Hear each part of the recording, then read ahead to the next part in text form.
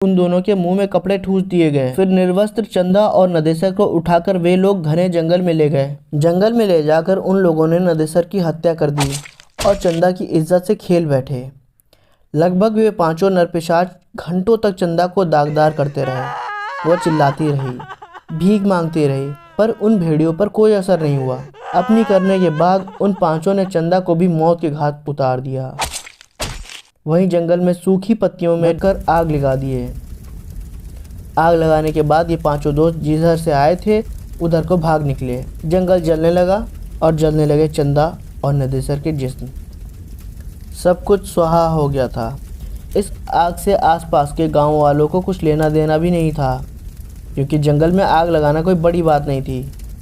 कभी भी कोई भी अपनी लंठाई में जंगल में आग लगा दिया करता था। धीरे धीरे समय बीतने लगा। रात तक जब चंदा और नदेसर घर नहीं आए तो नदेसर के पिताजी ने नदेसर के ना आने और चंदा को लेकर जाने की बात अपने पड़ोसियों को बताई। उसी रात को नदेसर और उसके कुछ पड़ोसी मशाल लेकर चंदा और नदेसर को खोजने निकल पड़े। काफ़ी खोजबीन के बाद भी इन दोनों का पता नहीं चला। दूसरे दिन सुबह पुलिस में खबर दी गई, पर पुलिस भी क्या करती, थोड़ा बहुत छानबीन की, पर उन दोनों का कोई पता नहीं। अब नदेसर के माँ बाप और गांव वालों को यह लगने लगा था कि नदेसर अपनी बहुरिया को लेकर बिना बताए कोलकाता चला गया। शायद उसे डर था कि अगर बाबू को बताकर ले जाएंगे तो वे ले जाने नहीं देंगे।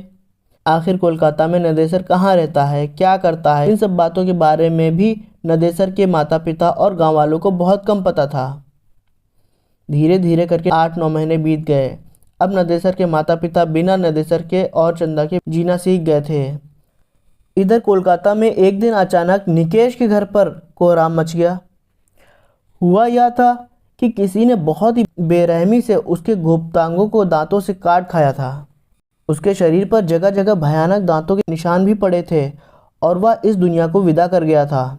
पुलिस के पूछताछ में उसके घर वालों ने बताया कि पिछले 1 महीने से निकेश का किसी लड़की के साथ चक्कर था। वो दोनों बराबर एक दूसरे से मिलते थे, पर लड़की कौन थी, कैसी थी, किसी ने नहीं देखा था। पर इसी दौरान पुलिस को निकेश की बहन से एक अजीब सी डरावनी बात पता चली। निकेश की बहन ने बताया कि एक दिन जब निकेश घर से निकला तो वह पीछे पीछे होली थी। निकेश बस्ती से निकलकर एक सुनसान रास्ते में बनी एक पुलिया पर बैठ गया था। वहां से लगभग 20 मीटर की दूरी पर एक बिजली के खंभे की आड़ में होकर उस पर नज़र रख रही थी। मुझे बहुत ही अजीब लगा, क्योंकि ऐसा लग रहा था कि निकेश किसी से बात कर रहा है, किसी को पुचकार रहा है, पर वहाँ तो निकेश के अलावा कोई था ही नहीं। फिर मुझे लगा कहीं निकेश भैया पागल तो नहीं हो गए हैं। अभी मैं यह सब सोच रही थी तभी एक भयानक काली छाया मेरे पास आकर खड़ी हो गई। वह छाया बहुत ही भयानक थी, पर छाया तो छाया थी, पर छाया किसकी है यह समझ नहीं आ रहा था। मैं पूरी तरह से डर गई थी। फिर अचानक वह छाया अट्टहासा करने लगी और चिल्लाई, अब तेरा भाई नहीं बचेगा। नोचा था ना मुझे, मैं भी नोच नोच कर खाऊंगी। और हाँ, एक बात तो याद रख, अगर यह बात किसी को भी बताई तो मैं तेरे पूरे घर को बर्बाद कर दूंगी। इतना कहते ही निकेश की बहन सुबक सुबक कर रोने लगी। इतना सुनते ही पुलिस और आसपास जुटे लोग सकते में आ गए और पूरी तरह से डर भी गए, क्योंकि निकेश का जो हाल हुआ था वह यह बयां कर रहा था कि इसके साथ जो हुआ है वह किसी इंसान ने नहीं, अपितु भूत प्रेत ने ही किया होगा। यह कहानी यहीं समाप्त नहीं होती है।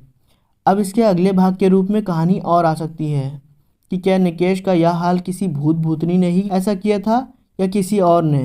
कहीं चंदा या नदेसर, निकेश के अन्य 4 दोस्तों के साथ भी कुछ हुआ क्या, ये सब हम बताएंगे अगली कहानी में। अगर आपको हमारी कहानी सुनाना पसंद आया तो इसे लाइक कर दें, कमेंट करके हमें सुझाव दें और सब्सक्राइब कर लें हमारे इस चैनल को, शेयर करें अपने दोस्तों के साथ। Thank you.